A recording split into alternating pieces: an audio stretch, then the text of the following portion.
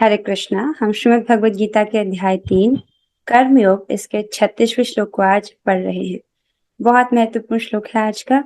अर्जुन एक बहुत महत्वपूर्ण प्रश्न पूछते हैं। बहुत इंटरेस्टिंग डिस्कशन है। पहले हम श्लोक की कुछ आवृत्ति करेंगे। आई होप आपने अभ्यास किया होगा।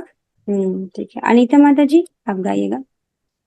अर्जुन उवाच अर्जुन उवाच अथ केन प्रयुक्तोऽयम् अथ केन प्रयुक्तोऽयम् पापं चरति पूरुषः पापं चरति पुरुषः अनिच्छन्नपि वाष्णेय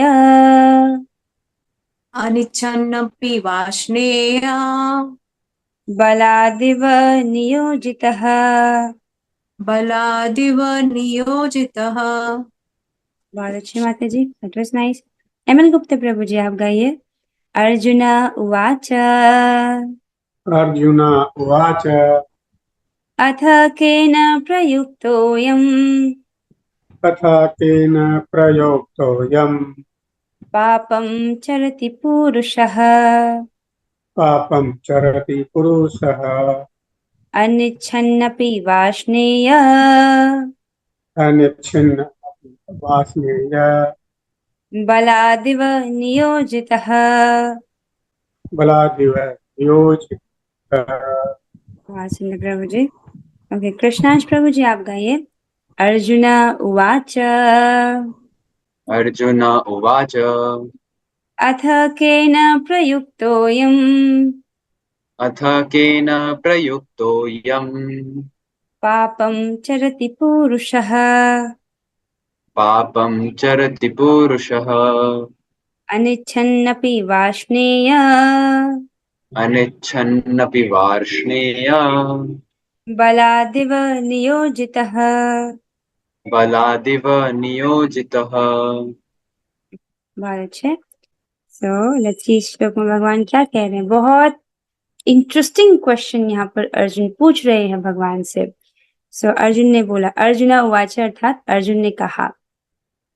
पहले इसका भावार्थ कर लेते हैं।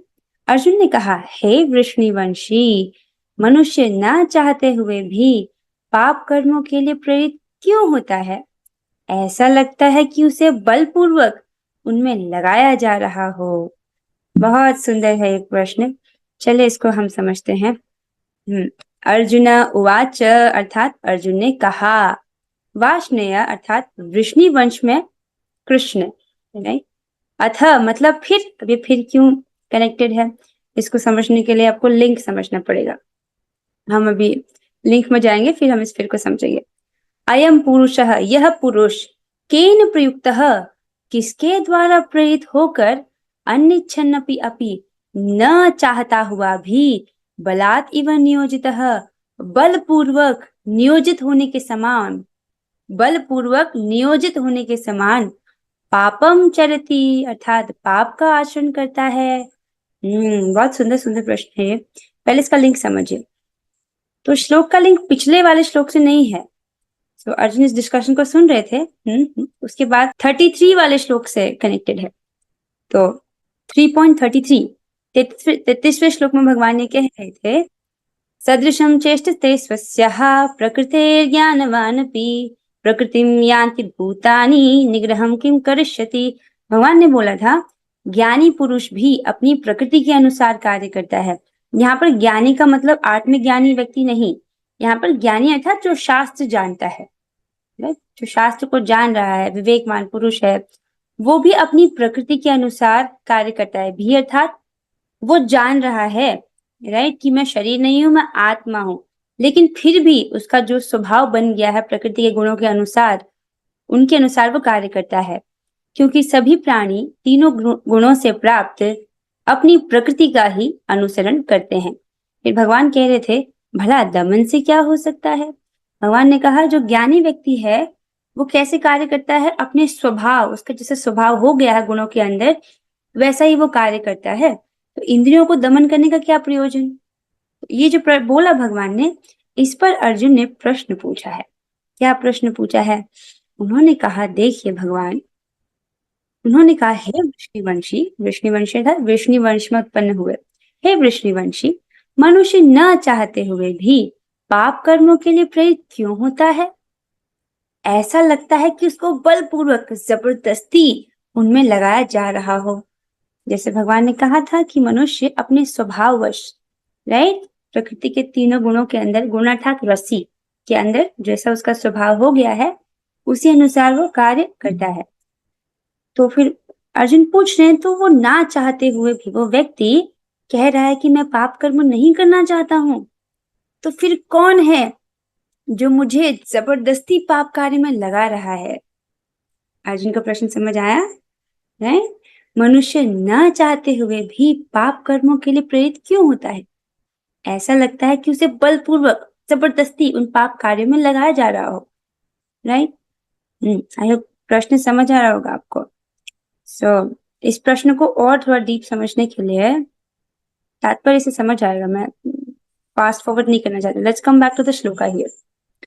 सो अर्जुन ने कहा, अर्जुन उवाच, अर्जुन ने कहा, अथ केन प्रयुक्तोयम, तब फिर किसके द्वारा प्रयुक्त अर्थात प्रेरित होता है?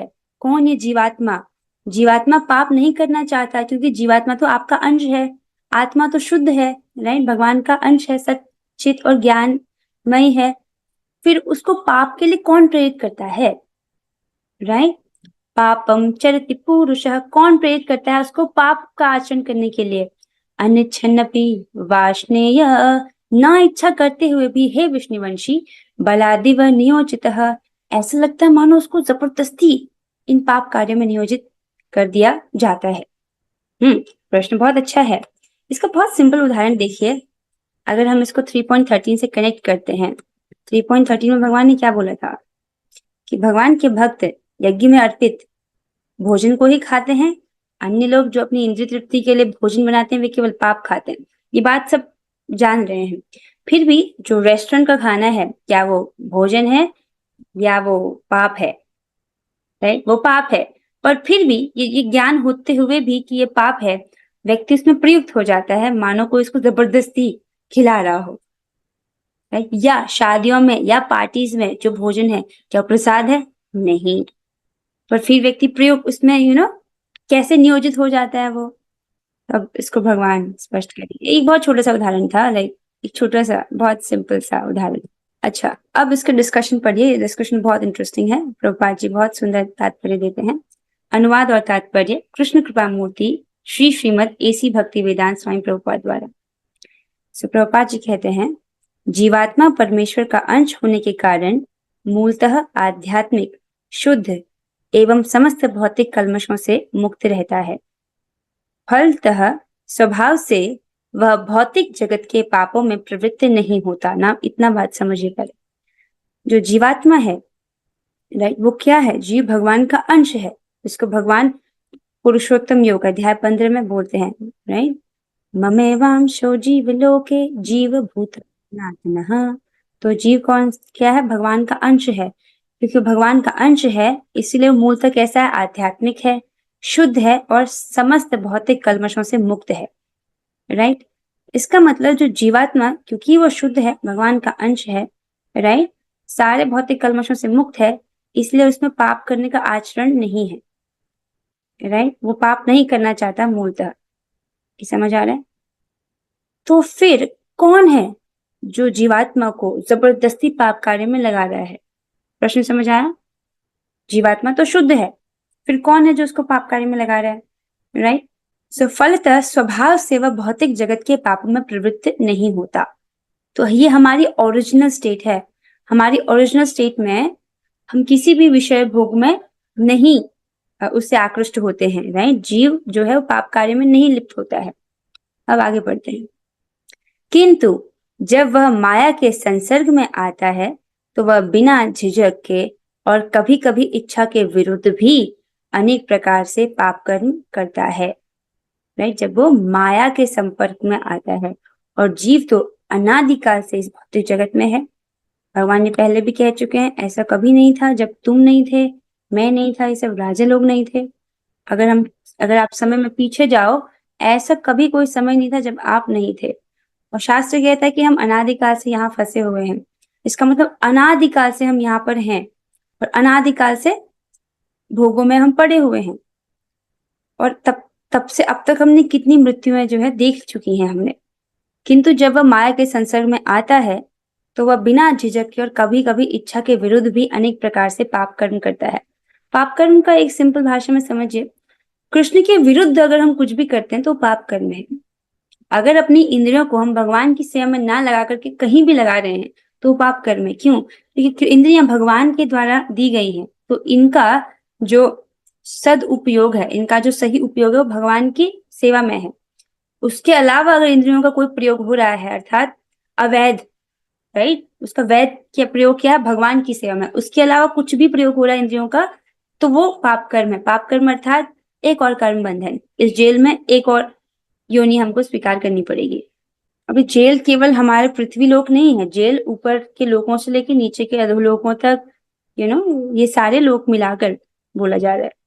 इवन नरक भी जेल का ही हिस्सा है। सो जीव आपको समझ आ गया ये क्या है? शुद्ध है। अब इसके बाहर दो कवरिंग्स हैं। तो जीवात्मा तो कैसा है? बाल के अग्रभाग के 10,000वें जितना छोटा, ये हम पहले के श्लोक में पढ़ चुके हैं। इसके बाहर दो कवरिंग्स हैं, एक है सूक्ष्म शरीर की जो दिखाई नहीं देता, जो मन बुद्धि और अहंकार से बना है, इट्स सटल बॉडी। दूसरा है स्थूल शरीर, राइट, स्थूल शरीर जो हमको दिखाई देता है, gross body, right. For example, अगर स्थूल शरीर की आवश्यकता है व्यक्ति को 4 रोटी खानी है, लेकिन अगर आपकी फेवरेट सब्जी बनी है तो शरीर की तो आवश्यकता 4 रोटी में पूरी हो जाती है। लेकिन आपका कुछ फेवरेट है, कुछ आपको बहुत पसंद है, आपके मन को बहुत पसंद है, तो आप उसको खाना पसंद करते हो, राइट। आत्मा को इससे कुछ नहीं मिलता है, राइट। सो स्थूल शरीर और सूक्ष्म शरीर। तो प्रश्न बनता है, तो जीवात्मा तो पाप करना नहीं चाहता, वो तो स्वभाव से मूलतः शुद्ध है, तो फिर क्या, तो प्रश्न ये है, क्या फिर वो उसके पूर्व संस्कार के कारण है जो कि सूक्ष्म शरीर में है? क्या वो इसका कारण है? राइट। सो इसके लिए क्या बोला जाता है, टीका में आचार्य बताते हैं कि पूर्व संस्कार तो जड़ होते हैं। जड़ मतलब समझ लो, अचेतन। जो हमारा शरीर है, ये पूरे जो ये यहाँ पर स्ट्रक्चर आपको दिख रहा है सूक्ष्म शरीर का और स्थूल शरीर का, स्थूल शरीर में सब कुछ कैसा है? अचेतन। और सूक्ष्म शरीर में भी सब कुछ कैसा है? अचेतन। एकमात्र चेतन क्या है? जीव। तो अगर कोई उसको जबरदस्ती नियोजित कर रहा है जीवात्मा को, ना कमिंग बैक कनेक्ट हियर, अगर जीवात्मा को कोई जबरदस्ती नियोजित कर रहा है, it might be a person, ये कोई जीवंत व्यक्ति होना चाहिए, कोई चैतन्य होना चाहिए। आप समझ रहे हो? कोई जड़ चीज कैसे कंट्रोल कर सकती है जीवात्मा को? मेरा पॉइंट समझ आ रहा है? कोई जीवंत होगा, कोई व्यक्ति होगा तो वही कंट्रोल करेगा ना। संस्कार तो जड़ हैं, उनमें कोई जान थोड़ी है, उनमें कोई चेतना नहीं है, राइट। जैसे वॉशिंग मशीन है, राइट, वॉशिंग मशीन ऑटोमेटिक है, लेकिन उसको भी तो स्विच ऑन करने के लिए कोई व्यक्ति चाहिए, राइट। तो संस्कार कैसे हैं? जड़ हैं। तो हम ये नहीं कह सकते कि अकेला संस्कार कारण है, राइट। तो कुछ होता है, राइट, जिसके कारण जीव ऐसा कार्य करता है। अब क्या परमात्मा जीवात्मा को पाप कार्य में लगाते हैं? That can be one of the question, क्योंकि परमात्मा भी हृदय में बैठे हैं। क्या परमात्मा जीवात्मा को पाप कार्य में लगाते हैं? नहीं, नहीं, परमात्मा ऐसा नहीं करते, परमात्मा ऐसी प्रेरणा नहीं देते हैं। इसको टीका में प्रभुपाद जी स्पष्ट करेंगे। आई होप आपको प्रश्न स्पष्ट हो रहा होगा। अगर कहीं भी किसी भी पॉइंट में कोई चीज क्लियर नहीं होती है, आप उसको लिख सकते हैं, आप उसको पूछ सकते हैं। सो आई थिंक ये डिस्कशन हम कर चुके हैं कि आध्यात्मिक शुद्ध एवं समस्त भौतिक कल्मशों से मुक्त है आत्मा, तो क्या जीवात्मा के पूर्व संस्कार उसे बलपूर्वक पाप कर्म में लगाते हैं? इस प्रश्न को हम डिस्कस कर चुके हैं। नहीं, क्योंकि जो पूर्व संस्कार है वो जड़ है, वो अचेतन है। जो जड़ वस्तु है वो चेतन जीव को कैसे नियंत्रित कर सकता है? That's the point, right. So फिर प्रश्न आता है कि फिर क्या परमात्मा जीवात्मा को पाप कर्म में लगाते हैं? नहीं, परमात्मा भी जीवात्मा को पाप कर्म के लिए प्रेरित नहीं करते हैं, राइट, क्योंकि वो केवल साक्षी भाव में वहां पर उपस्थित रहते हैं। तो फिर ये कौन है? इसलिए जो अर्जुन का प्रश्न है ये बहुत सार्थक है। कौन है जो जीवात्मा को जबरदस्ती पाप कार्य में लगा रहा है, जबकि वो पाप करना नहीं चाहता? तो क्या है इसका उत्तर? उत्तर हम अगले श्लोक में भगवान इसका उत्तर बताएंगे। अतः कृष्ण से अर्जुन का प्रश्न अत्यंत प्रत्याशापूर्ण है कि जीवों की प्रकृति विकृत क्यों हो जाती है। राइट, जीव तो मूलतः शुद्ध है, कोई पाप कार्य नहीं करना चाहता, तो अब उसकी प्रकृति विकृत क्यों हो गई है। राइट, अर्थात जो उसकी सही प्रकृति थी, सही प्रकृति क्या थी, उसको कोई पाप कार्य नहीं करना था, अब उसकी प्रकृति विकृत हो गई, विकृत अर्थात बिगड़ गई है। क्या बिगड़ गई, अब उसको अब वो पाप कार्यों में लिप्त हो जाता है, ये उसकी विकृत प्रकृति है। यद्यपि कभी कभी जीव कोई पाप नहीं करना चाहता, किंतु उसे ऐसा करने के लिए बाध्य होना पड़ता है। मुझे मन कर रहा है कि मैं बता दूं आज ही, और अगले श्लोक में भगवान उसको बोलते हैं, किंतु ये पाप कर्म अंतर्यामी परमात्मा द्वारा प्रेरित नहीं होते, अपितु अन्य कारण से होते हैं, जैसा कि भगवान अगले श्लोक में बताते हैं। सो आई थिंक टीका यहाँ पर समाप्त हो जाती है, यहाँ पर समाप्त हो जाती है। तो ये जो पाप कर्म है, ये अंतर्यामी परमात्मा द्वारा प्रेरित नहीं होते। तो ऐसा नहीं है कि हृदय में बैठे परमात्मा जीवात्मा को प्रेरित करते हो पाप करने के लिए। तो क्या कारण है इसका, उसको भगवान अगले श्लोक में बोलने वाले हैं। There is a question, Vaishnavi you want to ask the question. Hare Krishna माता जी, मेरा ये प्रश्न था कि अभी जो क्वेश्चन अर्जुन जी ने पूछा था, तो उसमें जो टीका का जो पहला पेज था, उसमें भी एक आंसर दिया था कि वो व्यक्ति को, जब वो व्यक्ति माया से भिड़ता है तो बिना हिचके वो पाप कर्म में लग जाता है। हाँ, आपने तो सही, वो भी आंसर है, वही आंसर है। हाँ वही आंसर है, थोड़ा सा और भी ट्विस्ट है, मतलब थोड़ा सा और डिटेल में। आंसर तो यही है, थोड़ा सा और डिटेल में, राइट। तो माया के प्रभाव से तो ऐसा करता है वो ये सब। So let us just go in the answer. I think it will be a very good discussion. Let's discuss it. तो जीव जो है वो शुद्ध है और वो पाप कर्म नहीं करना चाहता। तो इसको तो प्रभुपाद जी बोल चुके हैं कि माया के संपर्क के कारण उसकी स्थिति विकृत हो गई है, राइट। अब इसको भी हम और डिटेल में समझते हैं, जिसको भगवान आगे बोलेंगे, पर आज समझ लेते हैं। देखो, जीव तो एकदम शुद्ध है, और जो स्थूल शरीर है, अर्थात ये जो आंख नाक कान जो दिखाई देता है, ये एकदम से जड़ है। जड़ अर्थात जैसे ही आत्मा इससे बाहर निकलता है तो ये शरीर निष्क्रिय हो जाता है, ये काम नहीं करता है, अपने आप से हाथ ऊपर नहीं उठ सकता है, राइट, ये अचेतन है। तो स्थूल शरीर तो आउट हो गया, स्थूल शरीर जीवात्मा को कंट्रोल नहीं कर सकता। नाउ कमिंग टू सूक्ष्म शरीर, नहीं तो सटल बॉडी हमारे पास है, तो उसमें क्या होता है, जीवात्मा के पूर्व संस्कार होते हैं।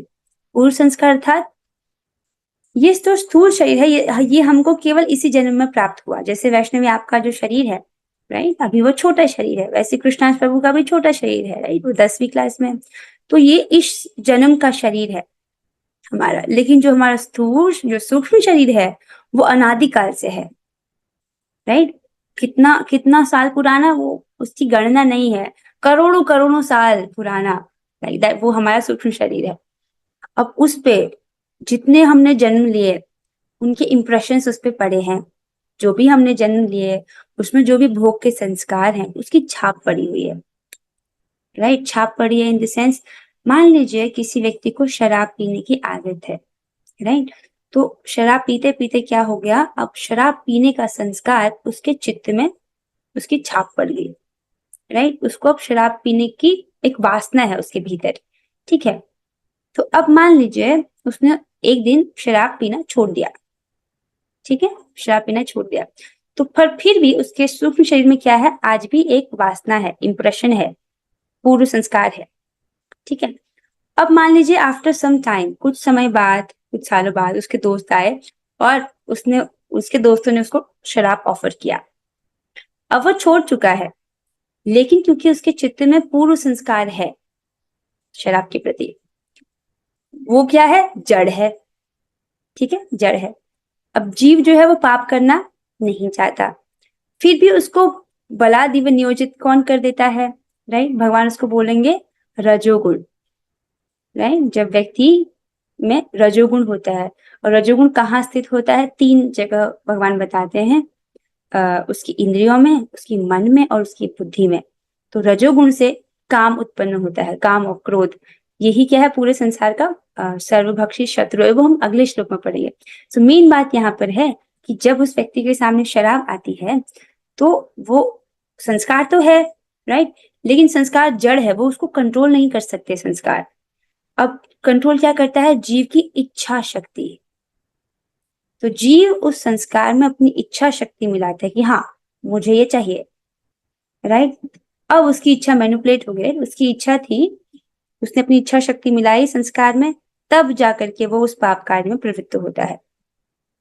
कमिंग बैक हियर, तो वो पाप कर्म स्वभावतः जीवात्मा नहीं करना चाहता है, उसके चित्त में पूर्ण संस्कार हैं, राइट, जिसमें वो अपनी इच्छा शक्ति मिलाता है। उसकी इच्छा शक्ति मिलाने से वो, मुझे लगता है कि इक्वेशन बनाकर बताना ज्यादा अच्छा रहेगा। Let me just make the equation, just give one second, I hope you can see it. So हम कहाँ थे? सो जीवात्मा के पूर्व संस्कार, राइट राइट, जो पूर्व संस्कार हैं वो कैसे हैं? वो जड़ हैं। जड़ मतलब समझ तो, जो अचेतन है, ठीक है। ये कहाँ पर है? सूक्ष्म शरीर में है। अब सूक्ष्म शरीर में पूर्व संस्कार है, वो जीवात्मा को कंट्रोल नहीं कर सकता है जब तक वो अपनी इच्छा शक्ति उसमें नहीं मिलाता है। जब वो अपनी इच्छा शक्ति इसमें मिलाता है कि हाँ मुझे चाहिए, तब इस चीज को बोलते हैं वासना, या इसको बोलते हैं काम, ठीक है। तो ये काम क्या होता है? इसको कहाँ से बल मिलता है? जीव की इच्छा शक्ति से, इच्छा शक्ति, ठीक है। So this is the point. तो अगर जीव अपनी इच्छा शक्ति यहाँ पर ना लगाए तो जो ये इसका बल कम हो जाएगा। इसको बल कहाँ से मिलता है? इसको पूर्व संस्कारों से बल नहीं मिलता। हाँ, वो एक तरह से इंग्रेडिएंट की तरह काम करते हैं, लेकिन बल मिलता है जीव की इच्छा शक्ति से, राइट, जो कि कल हम और अच्छे से इसको समझेंगे। आई होप आज का आपको प्रश्न स्पष्ट हुआ होगा। प्रश्न ये है कि मनुष्य ना चाहते हुए भी पाप कर्मों के लिए प्रेरित क्यों होता है? ऐसा लगता है कि उसे बलपूर्वक उनमें लगाया जा रहा हो, राइट। और थोड़ा सा और डीप में, जीव तो एकदम शुद्ध है, राइट, सारे भौतिक कल्मशों से मुक्त है, फिर भी ऐसा लगता है कि वो पाप कर्मों में जबरदस्ती चले गया, राइट। कौन उसको लगाता है? कौन व्यक्ति है जो इस प्रकार से जीवात्मा को कंट्रोल करता है? तो वो परमात्मा नहीं है, और वो उसके पूर्व संस्कार अकेले नहीं है। कौन? उसमें जीवात्मा की इच्छा शक्ति अगर मिलित होती है तब वो काम का रूप लेता है, राइट। ये शत्रु है जिसको भगवान कल के श्लोक में समझाएंगे। आप कल इसको का उत्तर जानिए, आज आपको बस प्रश्न समझना है। Okay, I hope this is clear. बस प्रश्न समझ आना चाहिए। आज प्रश्न क्लियर हो गया ना? आज का उत्तर हम इसका कल जानेंगे, ठीक है। अब हम आ रहे हैं, अरे इस पे दो प्रश्न, दो इसमें question answer. Let's discuss the question answers now, this is your turn. पहला प्रश्न है, अर्जुन ने भगवान श्री कृष्ण से क्या पूछा? अरे वैष्णवी, आपको इसको प्रश्न होते पता? हाँ बताओ। अर्जुन ने भगवान श्री कृष्ण से यह पूछा कि जो जो एक व्यक्ति है जिसे मालूम है कि ये पाप कर्म है, उसमें वो फिर भी जाता है पाप कर्म करने, तो उसमें वो पाप कर्म करने के पीछे कौन है? ये व्यक्ति ना चाहते हुए भी पाप कर्म करता है, मानो उसको जबरदस्ती कोई उसको करा रहा हो, राइट। ठीक है ठीक है, लेट मी सी और किसी को प्रश्न समझ आया कि नहीं। सो अनीता माता जी, अर्जुन जी का प्रश्न क्या है? माता जी, अर्जुन पूछ रहे हैं कि मनुष्य न चाहते हुए भी पाप कर्म क्यों करता है? बलपूर्वक, ऐसा लगता है कि बलपूर्वक उसे उससे पाप करवाया जा रहा है। बहुत अच्छा उत्तर माता जी, that was the correct answer. ठीक है, तो प्रश्न तो सबको समझ आ रहा है, राइट। अर्जुन क्या प्रश्न पूछ रहे हैं? जीवात्मा पाप नहीं करना चाहता, फिर भी ऐसा लगता है जबरदस्ती कोई उसको पाप कार्य में नियोजित कर रहा है, ऐसे क्यों होता है? भगवान से पूछ रहे हैं, जिसका उत्तर भगवान बहुत स्पष्ट तरीके से देंगे अगले श्लोक में। सो अगला प्रश्न है, मनुष्य जो पाप कर्म करता है, क्या उसकी प्रेरणा परमात्मा देते हैं? तो हम किसी और भक्त से पूछेंगे। सोनू माता जी, आपने इस प्रश्न का उत्तर सुना? क्या परमात्मा प्रेरणा देते हैं? आपको क्या लगता है? नहीं माता जी, इसकी प्रेरणा परमात्मा नहीं देते, वो जीव के संस्कार और इच्छा शक्ति मिलकर उसकी काम वासना उत्पन्न होती है, इसके थ्रू वो फोर्सफुली होकर उससे वो आप कार्य कर कर्म लेते हैं।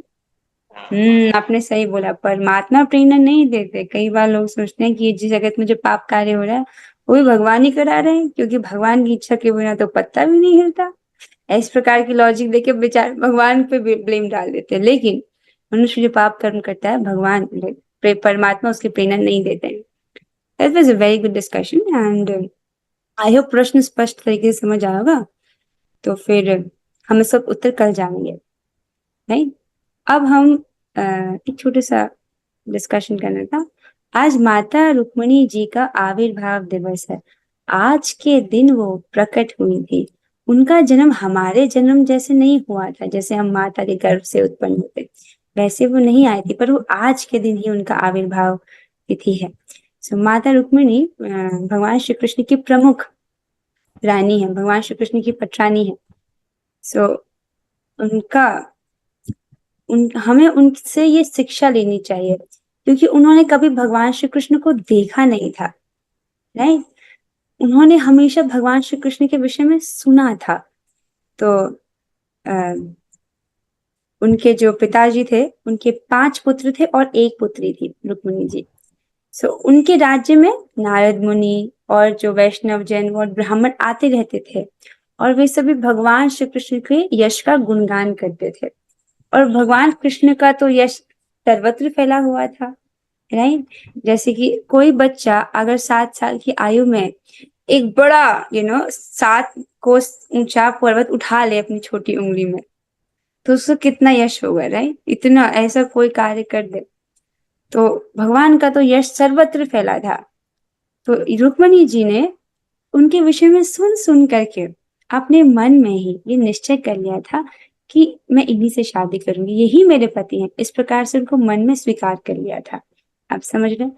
तो हमको शास्त्र जीवा हमको भी यही एडवाइस देता है कि हमको रुक्मिणी माता की तरह भगवान के विषय में सुन सुन करके उनको प्राप्त करने की इच्छा को प्राप्त होना चाहिए।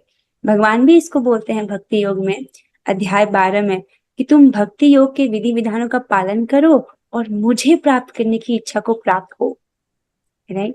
हमको माता रुक्मिणी की तरह भगवान के विषय में सुनना है, राइट। जैसे उन्होंने सुना और सुन सुन करके उन्होंने भगवान को प्राप्त करने की चाह उत्पन्न की थी। और फिर जो माता रुक्मिणी जी हैं, उनके पिता ने उनसे पूछा आप किनसे विवाह करना चाहती हैं, तो उन्होंने स्पष्ट कहा था कि मुझे श्री कृष्ण से विवाह करना है। लेकिन जो इनके बड़े भाई थे रुक्मी, वो श्री कृष्ण से द्वेष करते थे। वो बिल्कुल नहीं चाहते थे कि रुक्मिणी जी की शादी भगवान श्री कृष्ण से हो। रुक्मिणी जी बहुत सुंदर स्वरूप, बहुत मधुर उनका सौंदर्य था, वो सभी गुणों से युक्त थी, बहुत श्रेष्ठ, सारे गुणों से वो संपन्न थी। तो रुक्मिणी जी भगवान श्री कृष्ण से विवाह करना चाहती थी, ये सब जानते थे, ये चर्चा का विषय था पूरे राज्य में। लेकिन जो उनके भाई थे रुक्मी, वो उनकी शादी कृष्ण से नहीं करना चाहते थे। क्यों? क्योंकि उनको द्वेष था भगवान श्री कृष्ण से। किस बात से द्वेष था? वो ये सोच रहे थे कि अरे कृष्ण इतना खराब आदमी है, अपने ही मामा का वध कर दिया। इस प्रकार से देख रहे थे।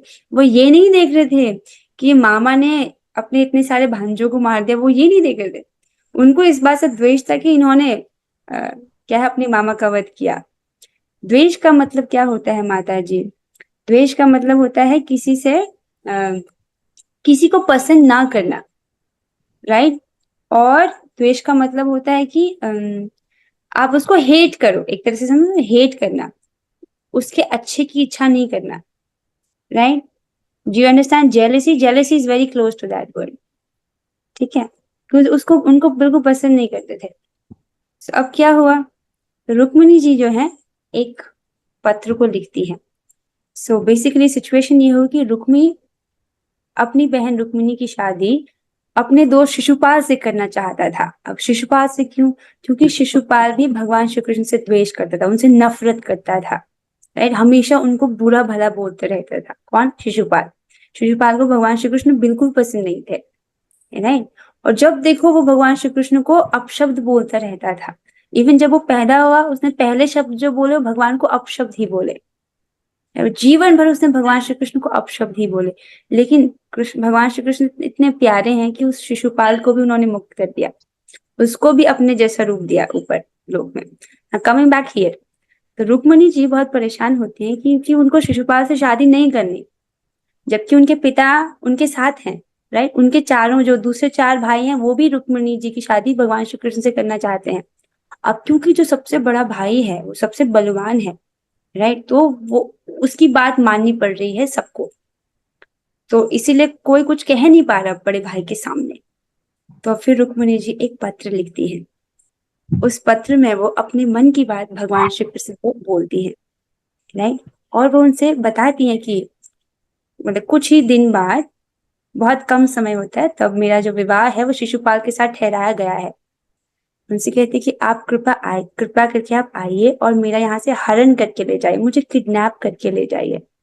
यदि आप नहीं आए तो मैं अपने प्राणों को त्याग दूं। यदि आप नहीं आए तो इसका अर्थ ये होगा कि अभी मेरे पास पर्याप्त सुकृति नहीं है आपको प्राप्त करने की, तो मैं देह त्यागूंगी और मैं फिर से और तपस्या करूंगी, आपकी और भक्ति करूंगी और अगले देह में मैं आपको प्राप्त करूंगी। ऐसा वो लिखती है। और वो प्लान भी बताती है कि आप किस प्रकार से आए। ये सब सोचती हैं अगर भगवान आएंगे, राइट, भगवान तो कितने बलवान है वो तो जानती है, राइट, भगवान के सामने कौन सी सेना टिकने वाली है। तो वो सोचती है अगर भगवान अंदर आ जाते हैं द्वारका के अंदर और युद्ध होगा तो सारे लोग मारे जाएंगे अंदर ही, राइट। तो वो बहुत योजना बनाती है, बहुत अच्छी योजना। उनको द्वारका के बाहर, वहां से सॉरी द्वारका के बाहर नहीं, वो जो विदर्भ जिस देश में वो रहती हैं उसके जो मेन सिटी है उससे बाहर बुलाती हैं बहुत अच्छे से। वो कहती है कि जब शादी होगी, शादी के दिन के पूर्व मैं माता की पूजा के लिए यहाँ से बाहर आऊंगी, राइट, वहां पर आप जो है मुझे मेरा हरण आप कर लीजिएगा। तो इस प्रकार से वो बहुत अच्छे से प्लान भी बताती है भगवान श्री कृष्ण को। और वो ये पत्र इस ब्राह्मण को देख करके भेज देती है। बहुत कम समय होता है, बहुत कम समय बचा होता है, इनका विवाह का दिन आने वाला होता है। अब क्या होता है उसके बाद, तो जो ब्राह्मण ये पत्र लेकर के शीघ्र द्वारका पहुंचते हैं जहां भगवान श्री कृष्ण हैं। अब वो ये पत्र भगवान श्री कृष्ण को देते हैं। तो भगवान श्री कृष्ण जब भी जैसे ही पहुंचते हैं तो भगवान श्री कृष्ण इनका बहुत अच्छे से स्वागत करते हैं, बहुत इनसे प्रेम से बात करते हैं। और फिर उसके बाद ये इनको पत्र देते हैं भगवान श्री कृष्ण को। तो कन्हैया की आंखों में आंसू आ जाते हैं, वो पढ़ नहीं पाते। वो इनको बोलते हैं कि आप पढ़िए। तो इनको थोड़ा सा संकोच होता है कि अरे आपका प्रेम पत्र मैं कैसे पढ़ सकता हूँ, पर क्योंकि भगवान ने बोला है तो फिर ये उस पत्र को पढ़ते हैं जिसमें रुक्मणी जी के हृदय की बात होती है। और ये भी कहते कि आप मुझे लेने आइए। तो योजना अनुसार भगवान रुक्मणी जी की योजना अनुसार जाते हैं, अकेले ही रथ पर वो निकल जाते हैं। अब रुक्मणी जी की शादी कोई नॉर्मल तरीके से ऑर्गेनाइज नहीं की थी, राइट। जो इनके भाई रुक्मी थे उनको पता था कि कुछ गड़बड़ हो सकता है, कृष्ण आ सकता है, राइट। तो उसने पूरी सेना तैयार की हुई थी, और ना कि उसकी सेना, उसके सारे मित्र जो जयद्रथ आदि, शिशुपाल आदि, जितने भी ये दुष्ट राजा हैं वो सब उस शादी में सम्मिलित होने के लिए आए थे। और बारात नहीं थी ये, वास्तव में सेनाएं आई हुई थी पूरे बल के साथ। तुम ऐसा समझिए, मान लीजिए भारत में कोई शादी हो रही है, राइट, और उसके वहां पर जो दुल्हन है उसकी प्रोटेक्शन के लिए भारत की आर्मी भी खड़ी है और यूएसए की आर्मी भी खड़ी है और जापान की आर्मी भी खड़ी, सारी आर्मीज खड़ी है ताकि कुछ जो दुल्हन है वो किडनैप ना हो जाए। लेकिन उन सब के बीच में भी भगवान श्री कृष्ण आते हैं, राइट। और वो रुक्मणी जी का हरण कर ले जाते हैं और बाकी सब राजा देखते रह जाते हैं। हुआ ऐसा कि जब रुक्मणी जी योजना के अनुसार देवी माँ के मंदिर में आई थी तो उन्हें बहुत चिंता हो रही थी कि अब भगवान आएंगे, अभी तक आए नहीं, अब मैं क्या करूं, उनको ऐसी चिंता होती है। तो वो हल्का सा अपना घूंघट उठा करके देखना चाहते हैं। तो जैसे ही वो हल्का सा घूंघट उठाते हैं तो जो राजकुमार आदि जो आए हुए होते हैं वो उनके सौंदर्य का पराक्रम देख करके, जो घोड़े में होता है वो घोड़े से गिर जाता है, जो हाथी में बैठा होता है वो हाथी से गिर जाता है, जो जमीन पर होता है वो वैसे बेहोश हो जाता है। तो रुक्मणी जी के सौंदर्य का पराक्रम इतना होता है, मानो वो कहना चाहती हो कि कृष्ण आपको अपने शौर्य का पराक्रम दिखाने की आवश्यकता नहीं पड़ेगी, इनके लिए तो मेरे सौंदर्य का पराक्रम ही काफी है। ऐसे करके तो वो सब बेहोश हो जाते हैं और इतने में भगवान सहसा आते हैं और रुक्मिणी जी का हरण करके उस प्रकार ले जाते हैं जैसे एक सिंह अपने हिस्से को, वो भेड़ियों की सभा में से जैसे वो अपने हिस्से को ले जाता है, उस प्रकार से सिंह की तरह भगवान श्री कृष्ण रुक्मिणी जी का हरण कर देते हैं सारे राजाओं के सामने, जो पूरी सेना के साथ वहां पर तैयार खड़े थे। उस प्रकार वो उनको हरण करके द्वारका में लेकर आते हैं और उस वक्त पर काफी युद्ध भी होता है, राइट। और भगवान को कौन हरा सकता है, भगवान तो युद्ध कौशल में बहुत निपुण है, बहुत बड़े शूरवीर हैं, बहुत बड़े योद्धा हैं, राइट। आप इसको समझ सकते हो कि जो भीष्म देव हैं, राइट, भीष्म देव अर्जुन के साथ जो लड़ रहे थे, वो भगवान के साथ वीर ड्रेस में हैं, अर्थात वो भगवान के साथ उनको युद्ध में उनसे लड़ते हैं, उनको युद्ध में वो सुख देते हैं। जैसे कोई हीरो है, उसको लड़ने के लिए एक पावरफुल विलन चाहिए कि नहीं, वो किसी बहुत कमजोर व्यक्ति के साथ लड़ेगा तो उसको सुख नहीं मिलेगा। उसी प्रकार से भगवान के साथ युद्ध में कौन लड़ते हैं, भीष्म पितामह, राइट। सो भगवान से तो कौन जीत सकता है, वो जीतते हैं और उसके बाद द्वारका में जाकर के उनकी शादी होती है रुक्मिणी जी के साथ बहुत सुंदर ढंग से। और हर द्वारका वासी को वो जो विवाह लीला है वो इस प्रकार से होती है, हर द्वारका वासी को ऐसा लगता है कि इनकी शादी तो हमारे घर में हो रही है और बाकी सारे जो दूसरे द्वारका वासी हैं वो बाराती के रूप में आए हैं, और दूसरे द्वारका वासी को भी ये लग रहा है कि नहीं, शादी तो मेरे घर में है, बाकी सब लोग बाराती आए हैं, राइट। तो इस प्रकार की विशेष लीला भगवान करते हैं और हर जीवात्मा को ऐसा महसूस कराते कि नहीं, तुम ही मेरे लिए सबसे अधिक खास हो। जैसे द्वारका लीला में भगवान ने हर नागरिक को यही फील कराया कि नहीं, आप ही मेरे लिए सबसे खास हैं, शादी तो हम आपके घर में करेंगे। इस प्रकार से हर किसी के घर में लीला संपन्न हुई और बहुत सुंदर ढंग से भगवान श्री कृष्ण और रुक्मिणी जी का विवाह संपन्न हुआ। बोलिए श्री श्री रुक्मिणी जी की जय, रुक्मिणी द्वारिकाधीश की जय। So I think with this we ending the class here. Oh, एक बहुत सुंदर और पास टाइम था, इससे हम कभी और पढ़ेंगे। तो with this we ending the class here. कोई प्रश्न है किसी का तो आप पूछ सकते हो, नहीं? ओके, ठीक है, थैंक यू फॉर ज्वाइनिंग। अब हम 3 बार हरे कृष्ण महामंत्र करेंगे, चलिए हम साथ में करते हैं। हरे कृष्णा कृष्ण कृष्णा हरे हरे, हरे राम राम राम हरे हरे, हरे कृष्णा कृष्ण कृष्ण हरे हरे, कृष्णा कृष्णा हरे राम राम राम हरे कृष्णा कृष्ण कृष्ण हरे हरे, हरे राम राम राम हरे हरे। भगवद गीता की जय, श्री प्रभुपाद की जय। ऑल श्री गुण गुरंगा। हरे कृष्णा।